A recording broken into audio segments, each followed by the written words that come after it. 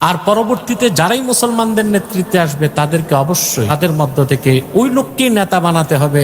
প্রথম দেখতে হবে তার ঈমান ঠিক আছে কিনা, আকীদা ঠিক আছে কিনা, নামাজ পড়ে কিনা, যাকাত দেয় কিনা। তা আপনাদের যে ফুলের মতো পবিত্র বল্টু ভাইয়ের চরিত্র, এই মানুষগুলোর তো নামাজ দূরে থাকে, ঈমানই তো নেই। মুসলমানদের নেতৃত্ব ইমামাতে কোবরা, মুসলমানদের রাষ্ট্রের নেতৃত্ব যে দিবে তার 4টা শর্ত থাকতে হবে। প্রথম হচ্ছে ইলম, অর্থাৎ তাকে ইমানদার হতে হবে, শরীয়তের ইলম তার জানা থাকতে হবে। 2 নাম্বার হচ্ছে আদল, ন্যায়পরায়ণ হতে হবে, যেখানে শরিয়া বিচার নাই ওখানে কোনো ন্যায় বিচার।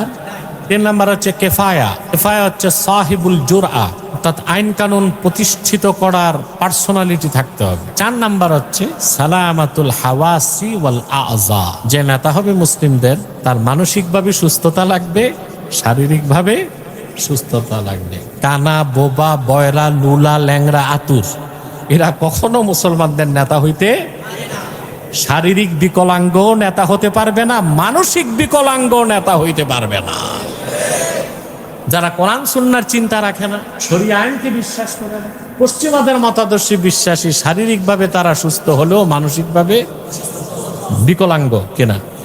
অথবা মুসলিমদের নেতৃত্ব দেবার জন্য যে নেতা, তার 4র্থ শর্ত হচ্ছে সালামাতুল হাওয়াসি ওয়াল আযা, অর্থাৎ তার মানসিক সুস্থতা লাগবে।